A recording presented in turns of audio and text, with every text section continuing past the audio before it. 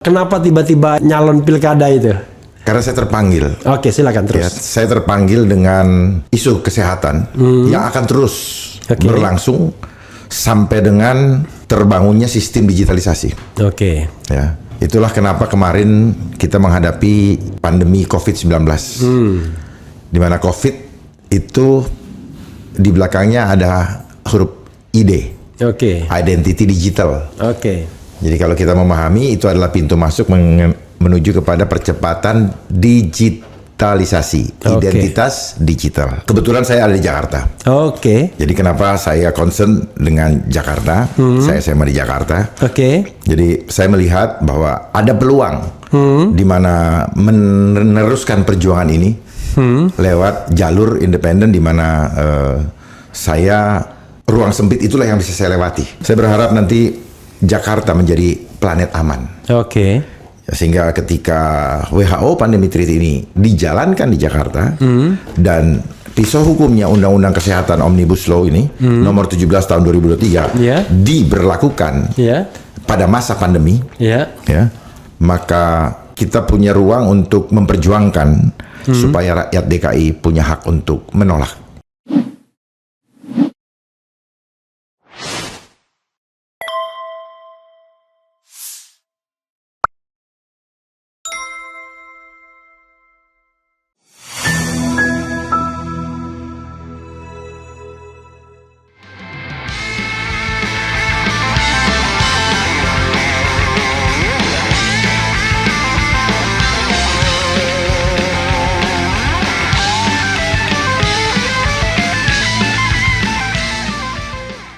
Assalamualaikum warahmatullahi wabarakatuh, sobat RH sekalian. Jumpa lagi kita di channel yang keren ini. Keren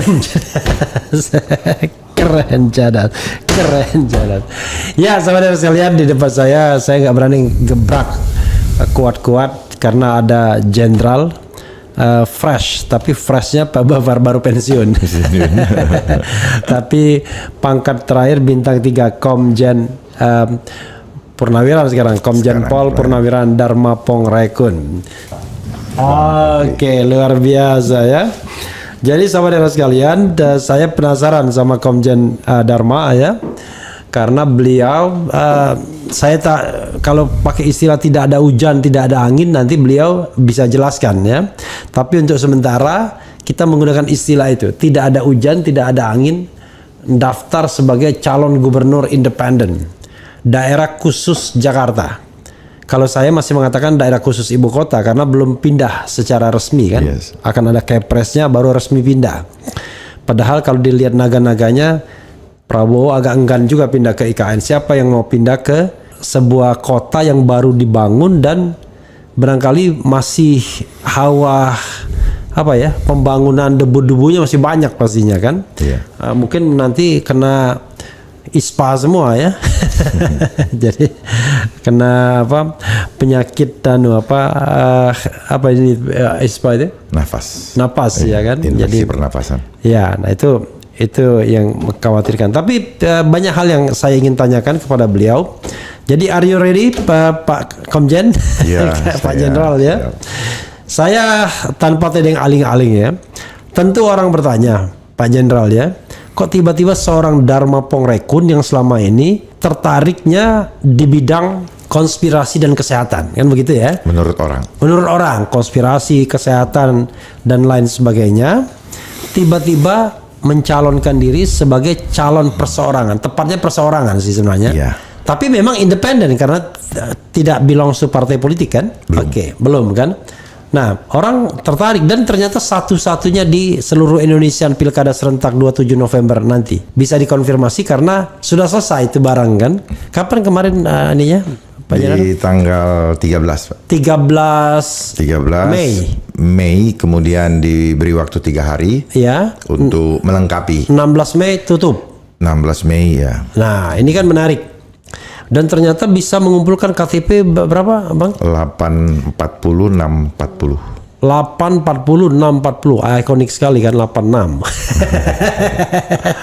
Nggak ada kaitannya sama 86 ini kan ya. Kebetulan Nggak ada, aja ya. nggak ada. 840 640 86. Kuasa Tuhan, Pak. Nah, yang dibutuhkan 600 618 968. 618 968. Oke, Pak Komjen ya, Pak Jenderal, silakan dijelaskan kepada sobat RH sekalian yang pasti penasaran kenapa tidak ada hujan, tidak ada angin. Menurut persepsi saya, kok nyalon sebagai calon gubernur perseorangan di daerah khusus Jakarta atau daerah khusus ibu kota. Saya berharap tetap di sini ibu kotanya ya, biar saya tidak jadi pakar lokal. Silakan Pak Komjen, Pak Jenderal. Baik, terima kasih banyak Bang Refli. Kalau Bang Refli mengatakan bahwa saya selama ini concern terhadap isu kesehatan, karena saya sejak tahun 2019 saya memahami adanya. Boleh nggak dibalik dulu? Jadi biar kita penuhi dulu hak, the right to information. Kenapa tiba-tiba nyalon pilkada itu? Karena saya terpanggil. Oke, silakan terus. Ya, saya terpanggil dengan isu kesehatan yang akan terus berlangsung sampai dengan terbangunnya sistem digitalisasi. Oke. Ya, itulah kenapa kemarin kita menghadapi pandemi COVID-19. Di mana COVID itu di belakangnya ada huruf ID. Oke. Identity digital. Oke. Jadi kalau kita memahami itu adalah pintu masuk menuju kepada percepatan digitalisasi, identitas digital. Oke, ID ya. ID. Oke. Gitu. Iya. Nah, kesehatan ini kenapa menjadi penting? Karena menjadi pilar terakhir dari ketahanan nasional. Kalau kesehatan ini pasti berhubungan dengan tubuh. Nah, tubuh siapa yang dimaksud? Tubuh rakyat. Iya. Suatu negara itu ada manakala ada pemerintahan, ada wilayah dan ada rakyatnya. Nah, rakyat inilah yang akan menjadi objek dominasi dan objek eksploitasi dengan alasan kesehatan. Oke. Ya, di mana saya mendalami bahwa kesehatan ini hanyalah isu, tapi bukan murni isu kesehatan, tetapi merupakan agenda politik global untuk melakukan total kontrol kepada setiap tubuh manusia. Dan tidak juga sekedar bisnis ya, tapi more than business gitu ya. Bisnis bagi penyelenggara. Bisnis bagi IO. Event organizer. Ya, tetapi paham ya event organizer maksudnya. Karena pasti event organizer pasti ada anggaran kan. Nah, tetapi bagi kebanyakan kita yang akan menjadi objeknya. Objek apa? Objek penderita. Nah, itulah yang mendorong saya untuk maju, berjuang untuk menyelamatkan jiwa-jiwa. Karena saya paham betul bahwa di depan ini akan terjadi lagi suatu pandemi yang didahului dengan adanya perjanjian yang akan diputuskan pada tanggal 27 Mei sampai tanggal 1 Juni yang akan datang di Geneva, Swiss. WHO ya. Ya, dan ini sudah ditandatangani bersama pada saat terjadinya G20 di Bali yang lalu. Ya tentu nanti banyak pertanyaan ya, Misalnya apa hubungannya sama Gubernur DKI dan lain sebagainya. Tapi bisa dieksplor lebih lanjut. Saya lanjutkan lagi ya. Nah, manakala suatu negara di mana saat ini Indonesia ada di dalamnya, yang berada di bawah WHO, itu turut menandatangani, maka 30 hari kemudian setelah penandatanganan, maka pandemi ini menjadi hukum di setiap negara yang menandatanganinya. Hukum positif ya? Ya, sehingga hukum-hukum yang ada di bangsa ini menjadi tidak lagi berlaku otomatis karena keadaan posisi dia lebih tinggi, dianggap lebih tinggi. Karena kan seperti kita ketahui, bagi yang menjadi anggota United Nations, segala hukum harus diratifikasi di setiap negara di bawahnya. Nah, kembali lagi bahwa artinya once ratifikasi Anda terikat. Anda terikat. Nah, apa yang akan terjadi ketika sudah disepakati, maka keadaan new normal. Ya, kalau berapa saat 2 tahun belakang ini kita merasakan kembali agak normal, nanti akan diberlakukan secara total. New normal. New normal. Karena begini, yang menarik adalah katanya ketika kita mengalami COVID-19 tidak mungkin lagi kita hidup normal. Kan begitu? Ya. Pasti kita akan hidup new normal katanya. Pertanyaannya siapa yang berbicara? Tapi ternyata normal-normal aja, balik lagi kita normal. At least sampai hari ini kita balik lagi normal gitu. Ya, untuk memberikan kesempatan kepada mereka mempersiapkan aturan yang lebih punya daya cengkram lebih kuat, yaitu WHO Pandemic Treaty ini. Yang seperti saya sampaikan tadi akan ditandatangani, akan disepakati pada tanggal 27 Mei sampai dengan 1 Juni 2024 di Geneva. Itu ya pertemuannya ya. Ya. Itu artinya pandemi itu baru draft sampai sekarang dan belum di voting ya. Di antara anggota WHO itu belum di voting. Nanti kan mekanismenya dia akan di voting, setelah diterima ya, diterima oleh anggota-anggota WHO, maka masing-masing negara akan melakukan ratifikasi kan, masing-masing negara untuk apakah tunduk atau tidak pada treaty. Kalau ini langsung. Ini langsung. Kalau ini langsung. Langsung. Makanya mereka secara paralel juga sudah menyiapkan aturan main atau payung hukum atau pisau operasionalnya berupa Undang-Undang Kesehatan Nomor 17 Tahun 2023. Untuk dalam konteks Indonesia ya. Untuk Indonesia. Tujuannya adalah artinya once kita ikut dalam pandemi yang akan disetujui between 27 Mei sampai 1 Juni tersebut langsung terikat kita. 30 hari kemudian. Artinya langsung terikat ya. Langsung terikat. Nah, jadi tidak perlu menghendaki tindakan di dalam negeri, yaitu berupa ratifikasi, nggak perlu lagi. Tidak perlu lagi, Pak. Tidak perlu lagi karena bahkan ini sudah didahului dengan undang-undang ini yang isinya adalah merupakan breakdown dari apa yang akan terjadi. Walaupun di sini belum secara eksplisit tertulis hal-hal petunjuk teknisnya.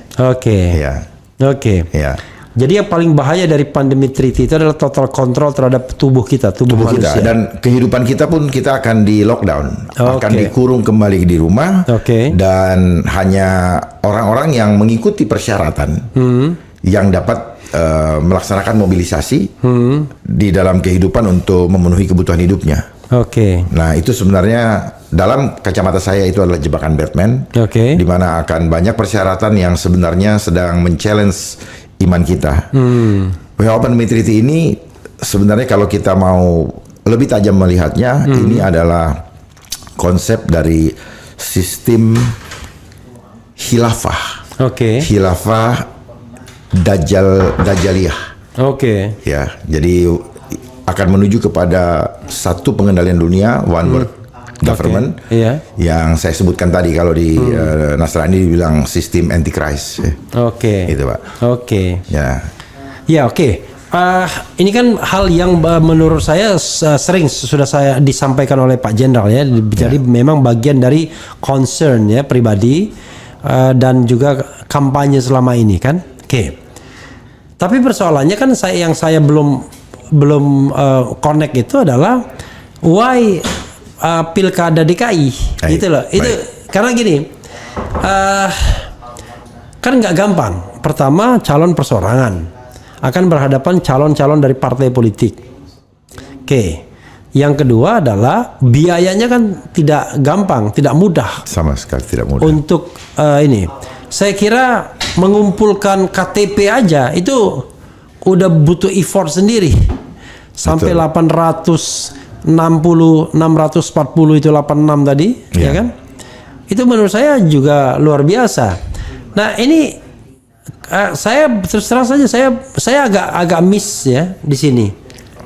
Pandemi treaty, tapi kemudian pemerintahan lokal. Bisa dijelaskan lebih lanjut ya? Pelan-pelan ya. Iya. Kebetulan saya ada di Jakarta. Jadi kenapa saya concern dengan Jakarta? Saya SMA di Jakarta.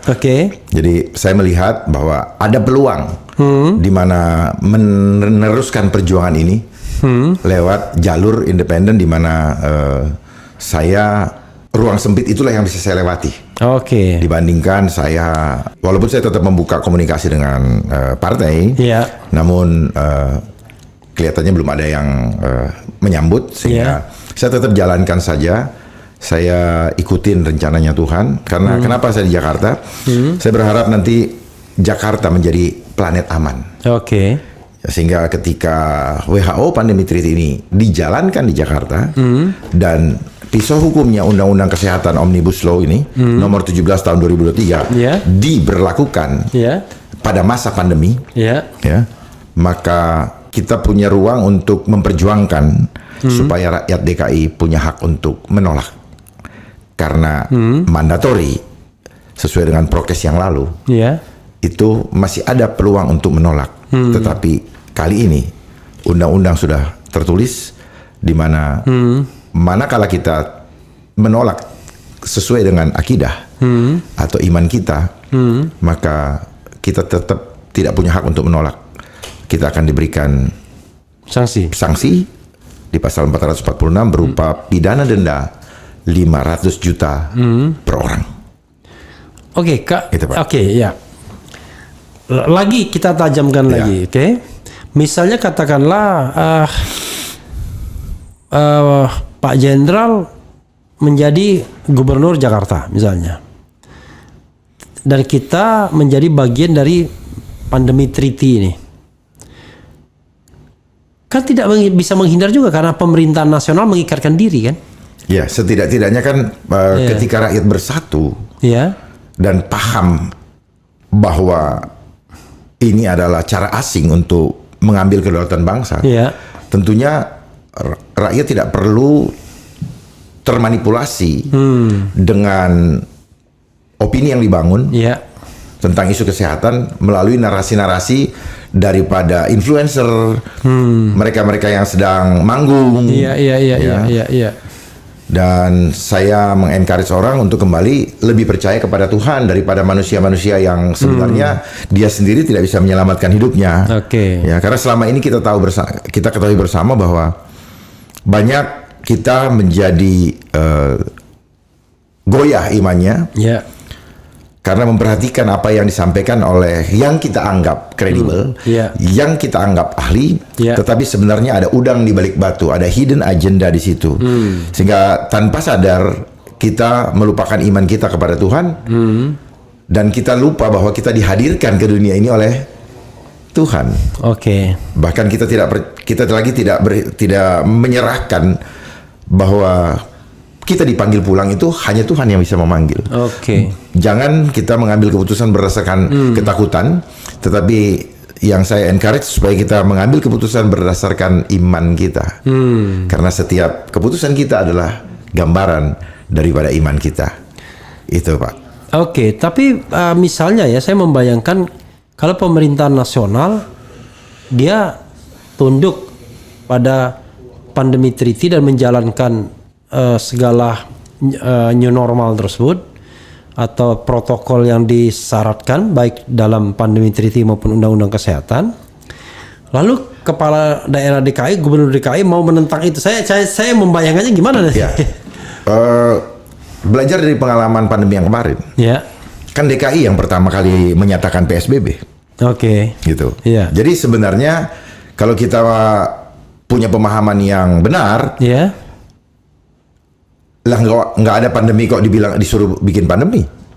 Untuk apa? Kita bisa kok mengatasi sendiri. Kalaupun itu memang harus ada atau ada, kenapa asing yang harus ngatur? I see. Di mana kedaulatan kita? Di mana kemandirian kita? Jadi WHO Pandemi Treaty ini mengancam berusaha untuk mengambil kedaulatan negara dan mengancam keselamatan rakyat. Jadi kalau kita memang seorang pemimpin yang membela rakyatnya, tentunya dia akan bersuara berbeda, tidak mengikuti sistem yang diberlakukan oleh asing. Karena ini sebenarnya apa?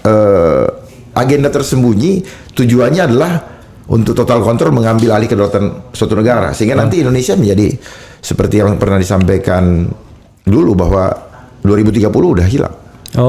Nah, mereka punya kesempatan 5 tahun ke depan ini, Pak. Jadi apakah ini WHO Pandemi Treaty ini berdiri sendiri?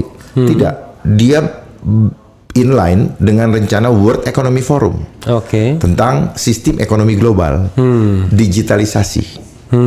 Jadi tubuh kita dibatasin geraknya, bahkan akan terjadi banyak depopulasi. Ya. Ya.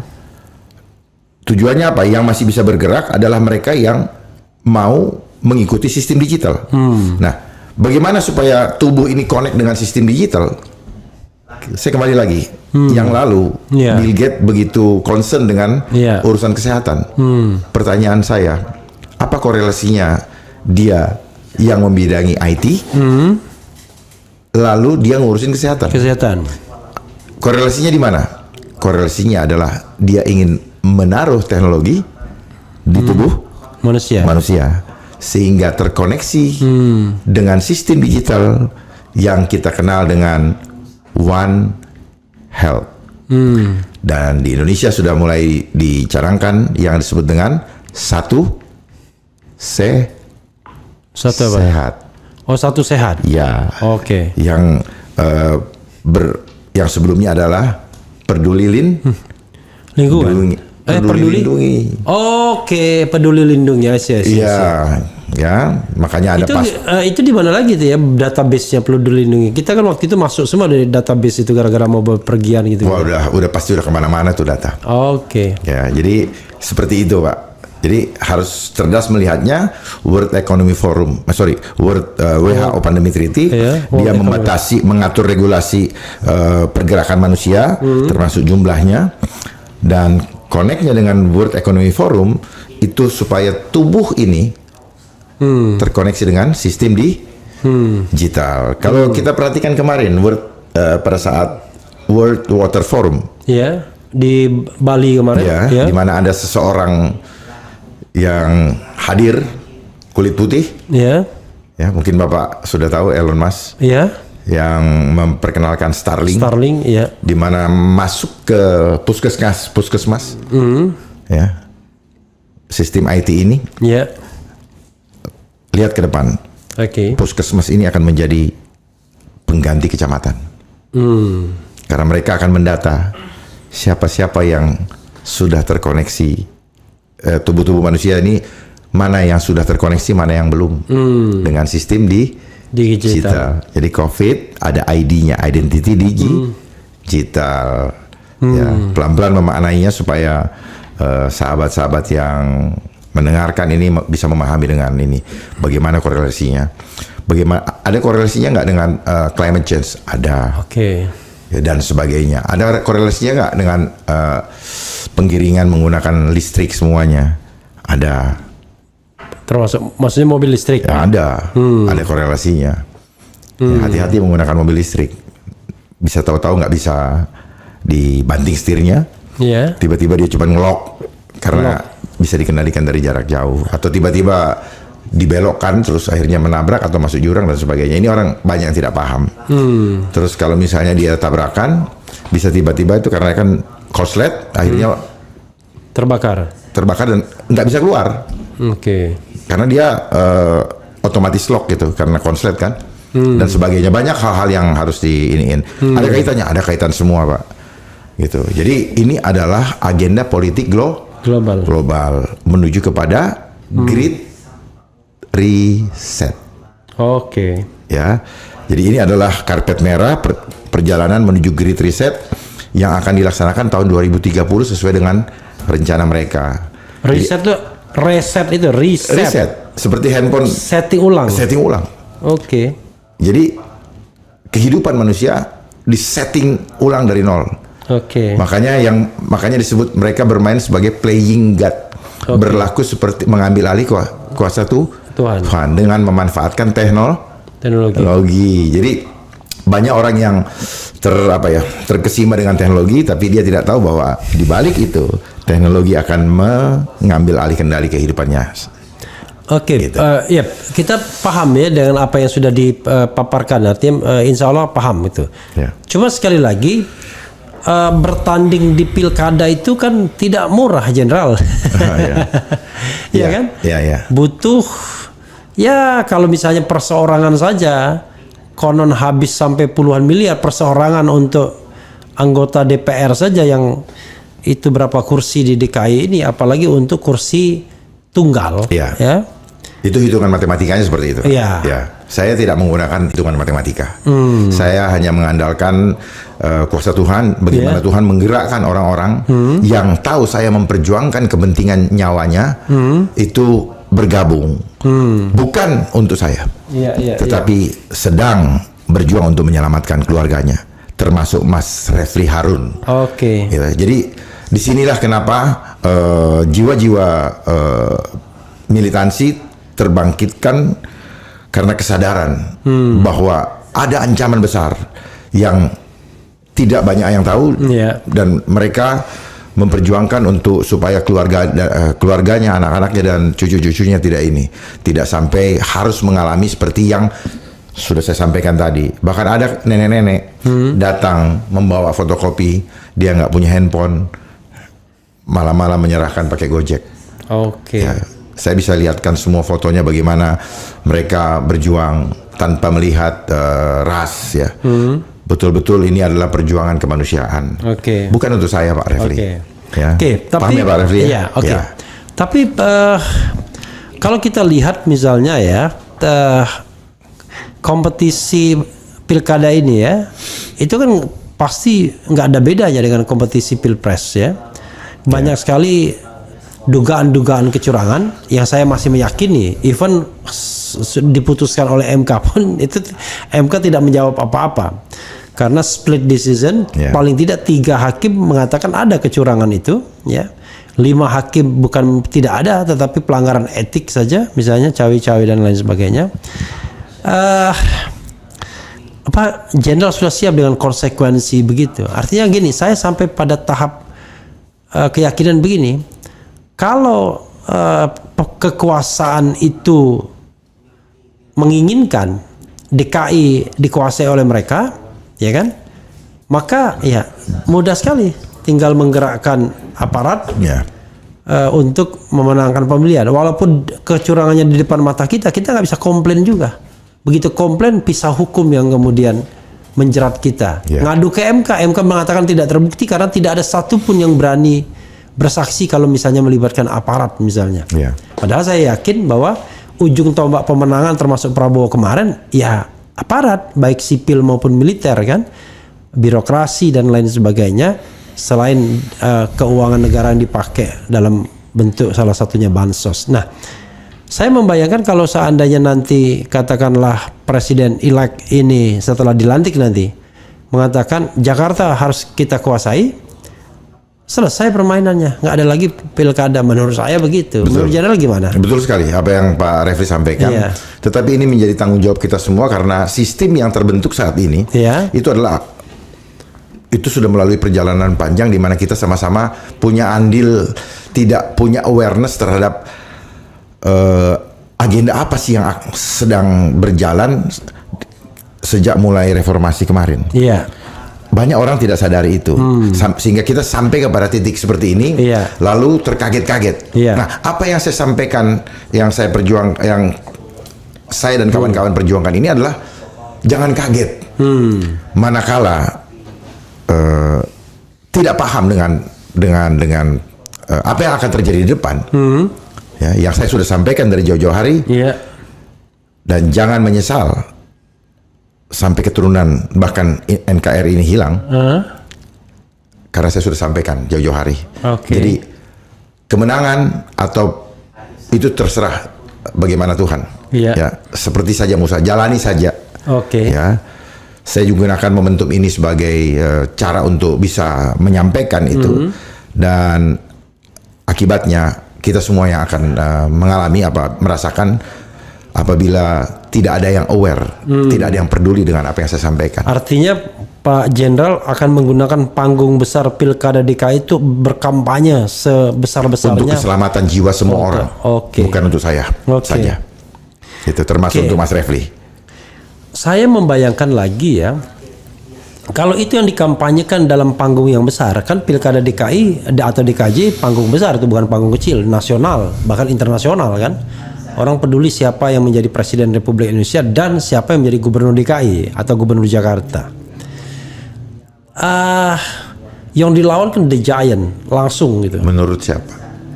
Ya paling tidak Menurut manusia kan? Iya. Menurut Tuhan. Semua instrumen itu kan mereka Dia akan kerahkan. dikuasain kan, Iya. gitu. Iya. Bahkan YouTube ini mudah sekali di shutdown. Betul sekali. Di ini sederhana kan, ngeri-ngeri sedap juga kan. Iya, karena mereka punya lembaga yang mengontrol kita. Iya, gitu. Jadi kalau hitungan manusiawinya gimana jenderal mau berkampanye? Makanya saya tadi bilang saya tidak menggunakan hitungan manusia. Luar Di biasa. sini adalah pertarungan antara Goliat dengan David dan Goliat. Oke. Kalau head to head itu, tetapi sebenarnya kita sedang bertarung antara Musa dengan Firaun. Oh, oke. Sistem. Lebih gede lagi. Iya, Tidak. sistem. Oke. Sistem. Karena kan saya paham betul ya bahwa sebenarnya sudah lama terjadi namanya kejahatan terorganisir. Oke. Karena tetapi banyak yang tidak paham. Iya. Karena dilaksanakan secara TSM. Iya. Gitu, Pak. Terstruktur, sistematis dan masif. Iya. Ya. Termasuk yang kemarin, yang 3 tahun orang kayak gelimpungan. Iya. Itu sebenarnya terstruktur, sistematis dan masif. Oke. Ya, kalau orang paham itu akan lebih tajam dan peka melihatnya. Oke, minimal saya 2 kali nggak bisa pulang lebaran. Ya. 20, 21, 22. Padahal yang atur hidup ini Tuhan, Oke, bukan ya. manusia. Oke. Wakilnya siapa, Pak Jenderal? Dr. Kun Wardana Abioto. Itu siapa itu? Itu Dokter atau doktor? doktor. Dokter di bidang? Dia fisika kuantum. Oke. Beliau adalah salah satu yang disebut bayi ajaib karena usia 12 tahun 8 bulan sudah kuliah. Oke. Ya, beliau adalah dari SMA 3 Oke. tahun angkatan 82 ya. Oke. Ya, dan, SMA 3 sekolah favorit ya? ya, dan dia saat ini adalah direktur operasional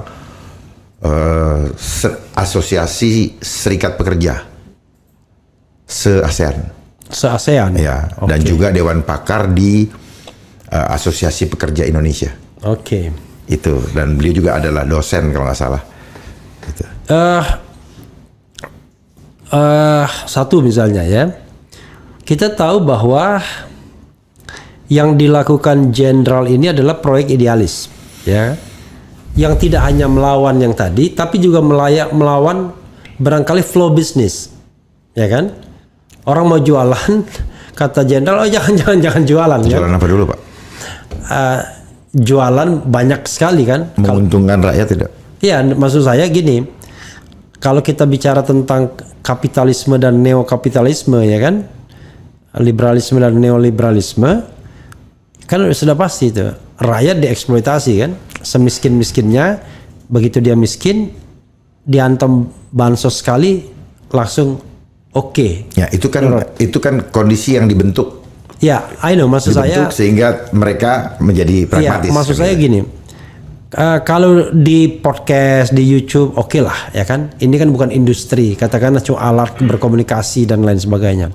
Tapi kalau misalnya harus datang ke televisi-televisi yang memang industri, yang real money, setiap hari miliaran, ya kan. Ya. Saya membayangkan apakah mereka tertarik mendengarkan atau mengambil kampanye jenderal ini, karena bisa jadi kemudian akan punya konsekuensi dengan industri farmasi ya, yang menjadi backbone mereka kan, sehari-hari begitu, atau industri-industri lainnya yang terkait dengan kesehatan atau apapun yang bisa dikaitkan dengan global politik ini. Gimana, Jenderal? Ya, prinsip saya begini. Gunakanlah setiap kesempatan dalam hidup untuk memperjuangkan sesuatu yang baik demi nama Tuhan dipermuliakan. Persoalan nanti ada tantangan, biarlah nanti urusan mereka dengan Tuhan. Karena hidup kita hanya sekali di dunia ini, dan hidup ini buat saya adalah ibadah. Soal hasil itu diserahkan. Hasil itu saya nggak mau kepo. Perhatikan Musa. Dia tahu nggak di depan ada Laut Merah? Dia nggak tahu. Tahu-tahu dia berhadapan dengan Laut Merah, dan dia juga nggak tahu bagaimana cara mengatasinya. Dan satu gerakan akhirnya terbelah. Dan saya coba kembalikan ke situ, karena kematian adalah hal yang pasti bagi kita. Dan ketika kita maju untuk menyelamatkan banyak orang, untuk saya itu adalah martir. Oke. Ya. Orang tentu berspekulasi, ini jangan-jangan jenderal ini ada kekuatan global finansial atau lokal atau nasional finansial yang membackup sehingga berani maju sama menjadi sekali calon. tidak, Pak. Ini hanya karena dorongan spiritual saya maju. Saya ada sekarang di sini bukan karena saya, tapi karena kemahakuasaan Tuhan. Oke, menarik ya. Jadi kira-kira tim sudah terbentuk sampai saat ini? Seadanya. Oh, seadanya. Seadanya. Kenapa seadanya? Karena memang tanpa kekuatan logistik. Oke. Tetapi lebih banyak kepada kesadaran orang-orang untuk menawarkan diri. Saya ikut dong. Saya ikut dong, dan semakin hari semakin banyak. Oke. Ya, yang ingin bergabung. Tapi saya mengeliminir yang saya dapat apa. Saya bilang saya nggak punya apa-apa. Tetapi yang saya perjuangkan adalah untuk kepentingan kalian dan keluarga. Jadi kalau kalian bergabung, bukan untuk saya, tetapi tanamkan dalam hati kalian sedang memperjuangkan keselamatan keluarga. Jangan sampai terjadi lagi seperti yang kemarin. Karena kemarin mereka menggunakan konsep pecah belah lewat stay at home. Sehingga kekuatan spiritual di antara manusia tanpa sadar menjadi lemah, bahkan terputus. Karena tidak ada yang menjadi pahlawan. The last time kita di sini masih pandemi. Masih, Pak. Masih. Masih. Jadi 2 kali itu pandemi semua ya. 2 kali sini. Hal lain yang juga saya pikirkan gini. Jenderal ini kan berasal dari institusi yang kita tahu very powerful sekarang sejak era reformasi. Dan ditengarai ini, mohon maaf, yang menjadi ujung tombak kemenangan juga, gitu. Ada endorsement dari sana? Sampai saat ini secara institusi tidak ada. Bagaimana ada, Pak? Saya diparkir kok selama 3,5 tahun, ya, karena dulu berurusan dengan masker. Ya, itu. Jadi ya, inilah kekuatan sistem kapitalis ya. Yang jelas untuk klarifikasi, Jenderal nggak pernah pakai masker ya? Saya punya pemahaman yang berbeda. Kenapa? Masker ini hanya simbol of slavery. Ya, dia menutup mulut kita, shut your mouth. Jadi Bapak punya jiwa udah diperbudak. Terus saya kenapa tidak ini? Karena tidak mau sama sekali, karena hidung saya adalah tempat Tuhan memberikan nafas hidup saya. Jadi kalau saya pakai, berarti secara alam bawah sadar saya menolak kuasa Tuhan di dalam diri saya. Pertanyaannya adalah, waktu acara resmi satu-satunya nggak pakai mungkin ya waktu itu. Ada dan saya tidak suka adalah kita diajar menjadi hipokrit, jadi munafik. Di depan TV, di depan apa, begitu mau ciuman buka.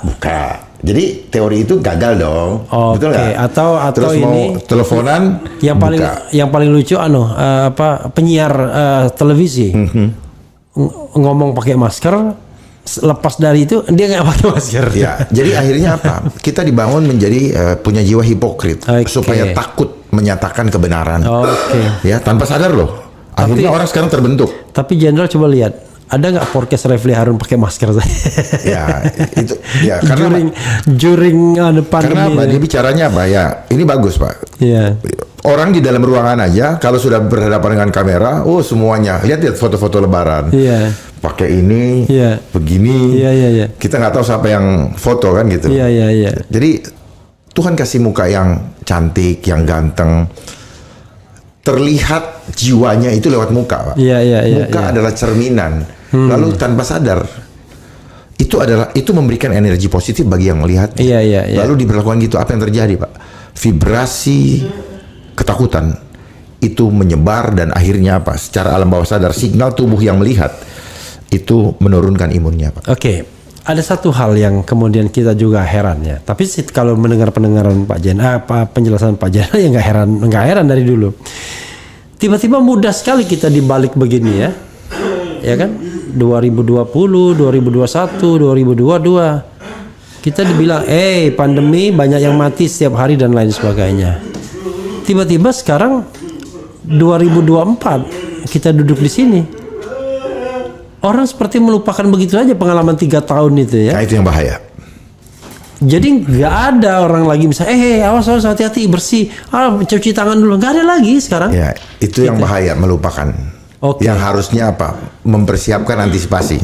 Kalau di makanya saya sampaikan WHO Pandemic Treaty ini karena mereka akan memainkan itu dan ada dalam kontrol global langsung dan sudah disiapkan sanksi secara undang-undang yang mana ketika COVID kemarin itu tidak ada sanksi secara ini hanya larangan pembatasan A B C D tapi ini sudah ada Pak sanksinya.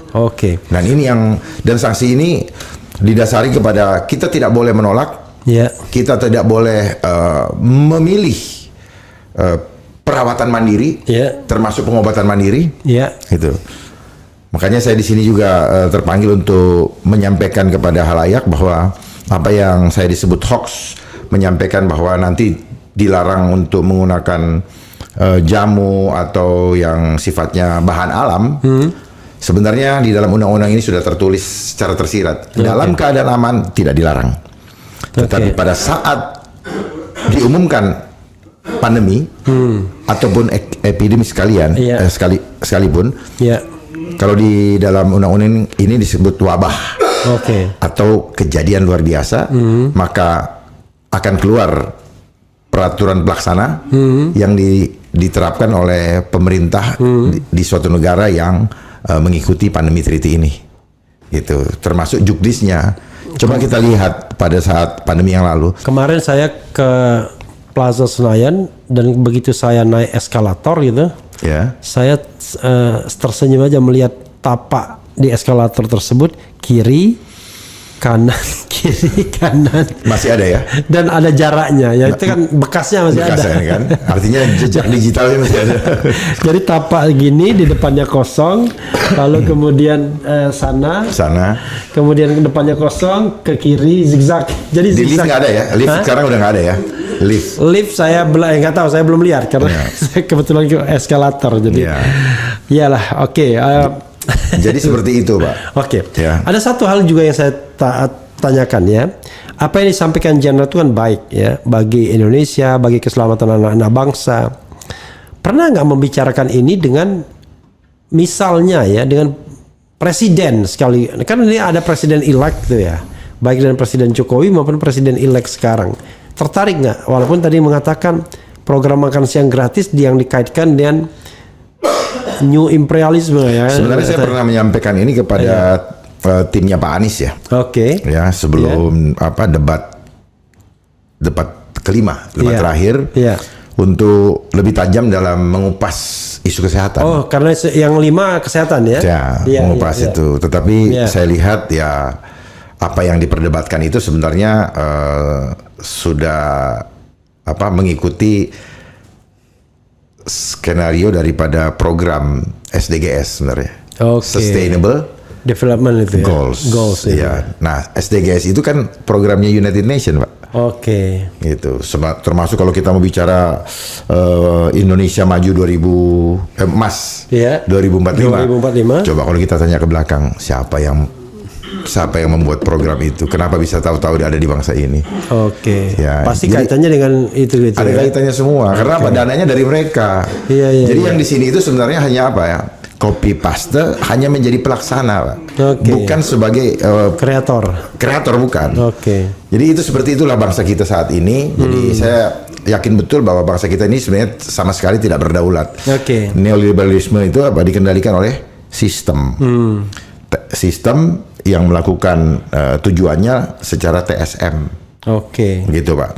Jadi saya izin kembali lagi Pak sedikit Pak tadi mengenai adanya rumors di media bahwa saya menyebar hoax karena disebut tidak ada larangan untuk menggunakan herbal.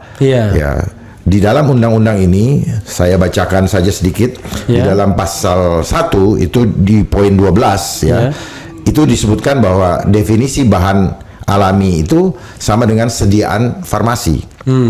Kemudian di poin 17 itu harus melalui pembuktian secara empirik atau ilmiah. Ya kalau kita lihat kalau tidak dibuktikan berarti tidak bisa dipakai. Gimana dengan mbok-mbok yang bawa itu pembuktian ilmiahnya? Nggak ada, karena memang kan sistem ini dilakukan untuk membenarkan apa yang mereka akan jual, apa yang akan mereka lakukan mengenai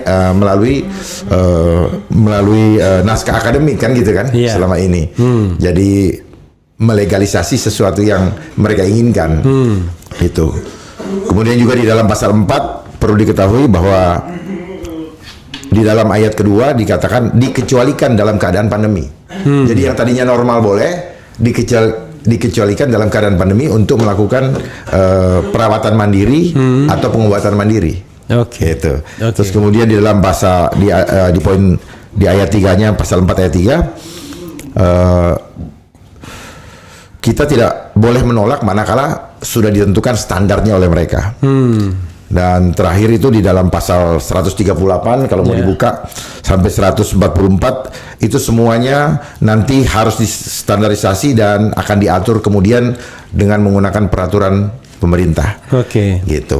Jadi supaya paham, dan lebih parah lagi di dalam pasal 403 dan apabila kita melanggar dianggap menghalang-halangi.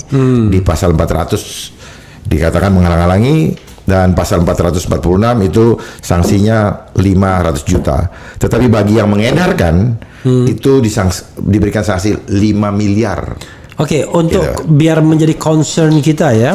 Pasal berapa saja yang dianggap bermasalah, nggak usah sebutkan. Biar saya bisa kita ulangi lagi nanti kan. Pasal berapa? Pasal 1 poin 12. Ntar undang-undangnya dulu. Undang-undang nomor 17 tahun 2023 tentang kesehatan. Undang-undang nomor 17 tahun 2023 tentang kesehatan. Ya. Pasal-pasal yang perlu diperhatikan pasal berapa? Pasal 1. Pasal 1, poin 12 dan 17. Poin 12 dan 17. Pasal 4. Pasal 4 ayat 2 dan 3. Ayat 2 dan 3. Kemudian pasal 138 ayat 2. Pasal 138 ayat 2 dan 4. Dan 4. Ya. Kemudian pasal 141, pasal 141, 141 ayat 1, 141 ayat 1, 140 ayat 2 dan 5, 140 ayat 2 dan ayat 5. Ya, pasal 143, pasal 100. Oh enggak usah. Pasal 143 enggak usah, itu masalah izin usaha. Ya. Pasal 144. Pasal 144. Ya. Pasal 400, pasal 400 dan pasal 435 serta 446. Pasal 435 dan pasal 446. Itu sobat era sekalian ya, yang pasal-pasal yang perlu kita baca, underline ya, highlight. Saya sengaja berkaitan dengan obat sediaan farmasi bahan alami. Ketersediaan sediaan bahan farmasi bahan alami ya, herbal kalau kita bilang ya. Kita bilang herbal itu. Gitu. Terakhir Jenderal ya, begini. Kan saya tadi kan memang sudah dikatakan dengan tim Anies katanya, tapi kan itu kan cuma dalam debat. Dan sekarang kan sudah ada presiden elect. Yang programnya makan siang gratis ya kan. Rupanya sudah diganti sekarang, makan siang bergizi ya kan. Katanya pagi sekarang. Kalau siang terlalu lama. Saya kemarin lihat wawancara. Karena siang terlalu lama jadi ganti makan pagi. Makan pagi udah ganti. Karena terlalu kalau siang keburu lapar. Jadi program ini belum dijalankan udah berubah-ubah. Kemarin ada di TV itu eksklusif. Pernah nggak membicarakan soal bahaya? Ini kan bahaya nih bagi generasi muda, bagi negara ya, dengan presiden elect yang pernah ngomong 2030 Indonesia akan hilang, itu berdasarkan buku yang memang sudah beredar di mana-mana. Jadi kan dia kan punya kesadaran sesungguhnya mengenai yang namanya global politik ya kan. Apalagi orangnya hidup di luar negeri, dan dalam pidato dia, dalam interview dia di di Bloomberg misalnya, dia mengungkapkan kalau dia lama di luar negeri, hidup di luar negeri di beberapa negara dan lain sebagainya. Dia melihat kemiskinan dan pengen sekali dia menghapuskan kemiskinan serta meningkatkan kesejahteraan masyarakat. Kan salah satunya ini harusnya Ya. Nggak connect ke sana, Jenderal. Saya tidak punya akses, Pak. Oke. Ya, tidak punya akses. Tapi di sini dengan yang pernah beliau sebutkan bahwa tahun 2030 Indonesia akan hilang. Saya sangat yakin bahwa beliau sebenarnya paham tentang soal-soal ini. Sebenarnya tentang ini. Cuman prosesnya mungkin beliau tidak mengikuti secara rinci, ya, karena ketika kemarin pembidangannya beda, ya. Padahal antara ketahanan nasional itu, ini adalah pilar terakhir sebenarnya ketahanan kesehatan ini. Jadi saya masih berharap bahwa beliau sangat cinta akan bangsa ini, ya, seperti janji beliau kemarin, sehingga ke depan kalau beliau sungguh-sungguh paham dengan apa yang saya sampaikan, kalau tidak saya juga perlu dipanggil, saya siap untuk menjabarkan. Artinya Pak Jenderal tidak menutup komunikasi dengan siapapun gitu ya? Pak, siapapun. Bahkan saya sudah pernah berkali-kali menghimbau atau meminta waktu dengan Menteri Kesehatan, tidak juga ditanggapin. Ya, malah cuman mencap hoax secara sepihak tanpa ada apa sih yang kamu maksud. Bahkan kira-kira 3 minggu yang lalu saya juga mengikuti diskusi di Kementerian Kesehatan mengenai WHO Pandemic Treaty. Dan satu pertanyaan yang saya berikan sebelum saya lanjut ke pertanyaan berikutnya, apakah bapak-bapak sebagai narasumber ini paham ini agenda isu kesehatan murni atau agenda program depopulasi? Tidak dijawab. Apakah bapak-bapak paham bahwa ini adalah agenda politik global? Tidak ada satupun yang mau menjawab ini. Lalu saya katakan, jangan sampai diskusi hari ini justru dibiayai oleh mereka yang punya motivasi supaya pandemi treaty ini dianggap sudah disosialisasikan. Gitu, dan tidak ada yang menjawab itu. Itu saya sangat omnibus law pada waktu itu ya, mengundang kita, tapi konsep sudah didiktekan. Itu 3 minggu yang lalu, Pak. Untuk kita nggak datang, ya kan? Itu adalah 3 minggu yang lalu. Jadi sebenarnya mereka hanya kelihatan mencari justifikasi saja. Pak Jenderal, saya mau membacakan aspirasi beberapa ya. Silakan. Dan nanti Pak Jenderal menanggapinya secara umum dan mungkin setelah itu closing statement ya. Kalau tidak ada lagi yang mau disampaikan. Iya, Pak. Ini ada yang bilang sehat selalu buat Bang Refli dan salam buat Bapak Cagup DKJ, semoga sehat selalu Komjen Dharma. Kemudian salam buat Pak Jenderal, saya suka kepada sosok Komjen Dharma ini, narasi dan orasinya semangat sekali dan menggebu-gebu. Indonesia masih sangat butuh sekali pejabat yang masih idealis dan berintegritas tentunya. Banyak calon makin bagus, bilang gitu ya. Mantap, bukan mantap, mantap Pak Komjen. Semoga dikaji satu, calon-calon dari partai semoga kalah.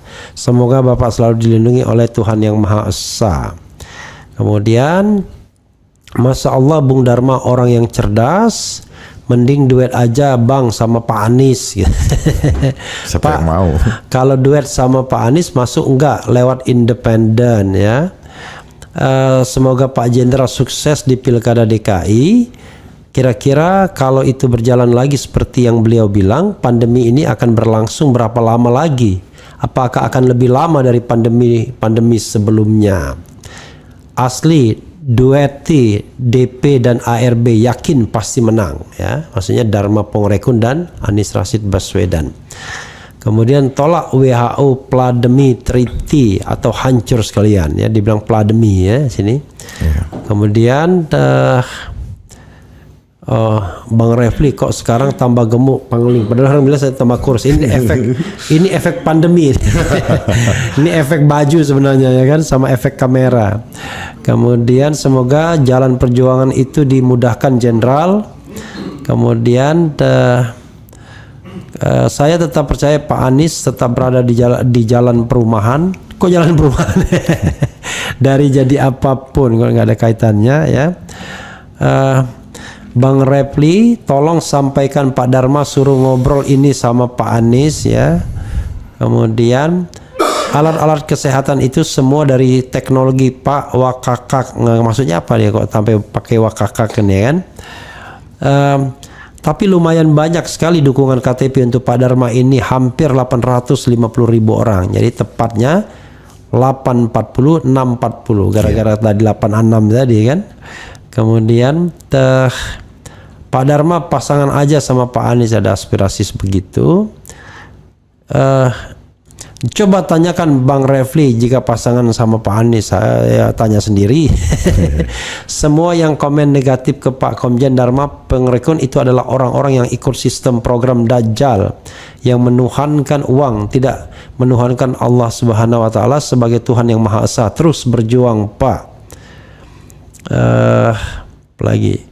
Nah, banyak sekali kalau saya bacakan semuanya kan. Ya, cukup. Oke, silakan Pak Jenderal. Ya, baik. Saya ucapkan terima kasih atas apresiasi semua pemirsa netizen yang mengikuti acara ini, dan terima kasih untuk doanya.